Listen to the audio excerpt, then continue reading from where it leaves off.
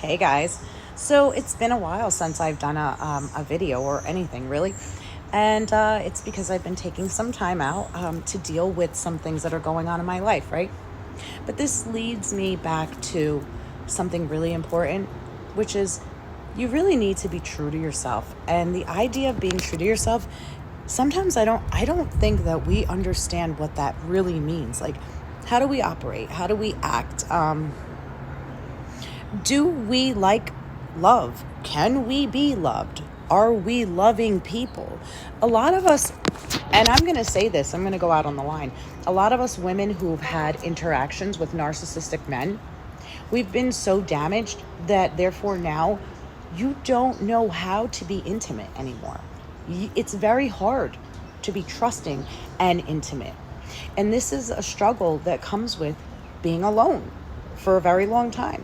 And also, you tend, if you're like me, to be more dominant than feminine.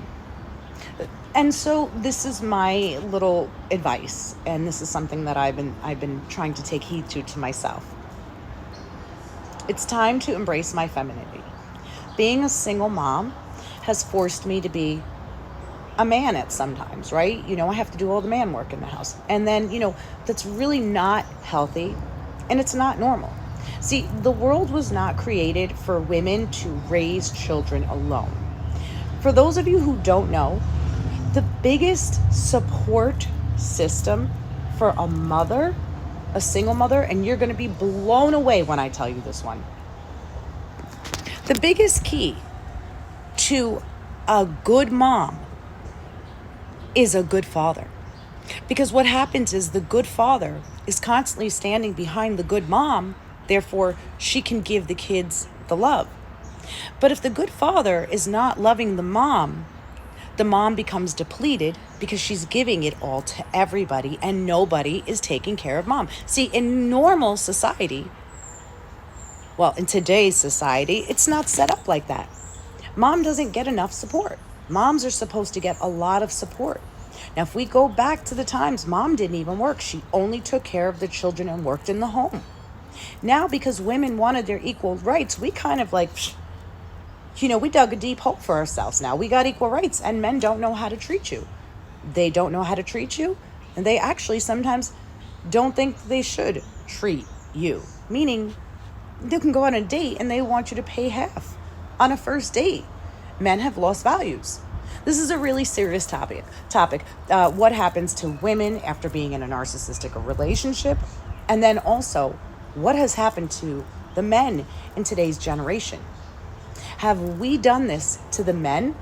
Or have the men just conformed to the way that we have chose to live? Because we have put up boundaries, which is, well, if you don't have it and you can't match me, then why am I going to go there after being in a narcissistic or a bad relationship or a relationship that didn't serve you, right?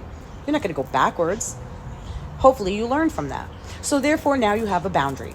And with that boundary, it makes you less and less and less attainable. Meaning men maybe feel a little like standoffish by you. And so this is a good way to see, and this is a little lesson real quick. We're going to end it out with a lesson. I just went to the dentist. He's doing a partial filling right now, and it's so annoying because it's in my way and he didn't file it down properly. I'm going to get all my teeth done soon, guys, so when you see them all white, I'm going to be smiling away. Can't stand it. But let me give you the lesson, okay? Here's a lesson for you. I want you to look at your behaviors, okay? And I want you to look at your behavioral pattern in relationships in particular and see what has changed in each relationship. Have you, hopefully not, gone backwards in your boundary crossing, or have you gotten better with the boundaries, learning how to speak up better, learning how to identify your feelings, and learning how to, it's a big one, guys, control our anger. Because I'm still stuck on the anger. I don't know how to control my anger. And though I could speak to you guys and tell you guys all the things that you need to do wrapped up in the moment, when I'm dealing with my children, they pull out the worst in me. Those are the only people, and their dad, that really make me angry. It's because you expect more, right? But see, here's the thing. Nobody's like you. And I have to remind myself that. Like, not everybody's going to be like you. And again, this goes to our bar.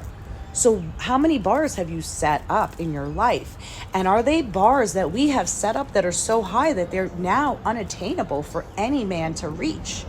And have we made ourselves almost untouchable because of the fact that we have these standards, and now we have all of these red flags that we spot right away.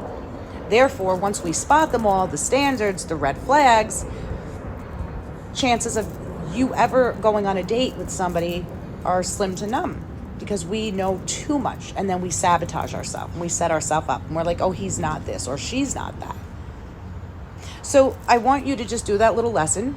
See how much you've changed throughout your relationships after dealing with any bad relationship, and if you have had any other relationships, what has happened? Have they lasted? Have they ended? And if they ended, how did they end? Did they end in the same way? Do you feel like you're part of the problem? So these are some of the things, because you'll identify it when you do the what was then and what is now. So the then and now, and that's how you'll want to title it. Then I was doing this, but now I handle it like this. So that's how you'll want to do your little assignment. And I've been missing for a while, guys.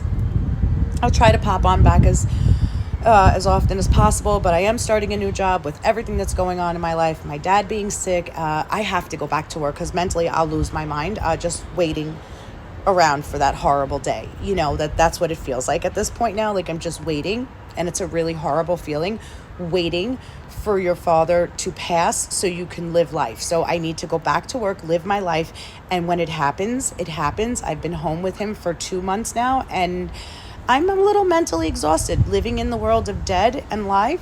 You know, I would stay with my dad who's on his deathbed and then come back home to my children. So balancing the world of death and life is becoming very difficult, where I have to just kind of pull out and let the aides do it all. And, I'll visit as much as possible. But at this point, I have to protect myself. I've done all the healing. I've done all the breaking of his karma, my karma. And the praying goes on for about 3 months on into afterwards, after he passes, to make sure he has a healthy crossover.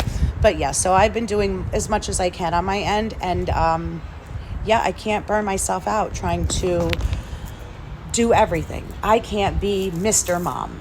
Right? I said this in the beginning. No more Mr. Mom. I don't want to be Mr. Mom. I want to be Mrs. Mom.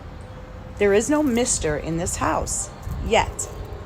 And now I'm putting a yet on that, because I refuse, as my father is dying by himself, to go out like my dad alone, because he refused to change his behavioral patterns in relationships. And that is what's bringing me to this topic. Do you want to die by yourself like my dad, as he's sitting on his deathbed and doesn't have a woman to take care of him, and the only one he has is his daughter?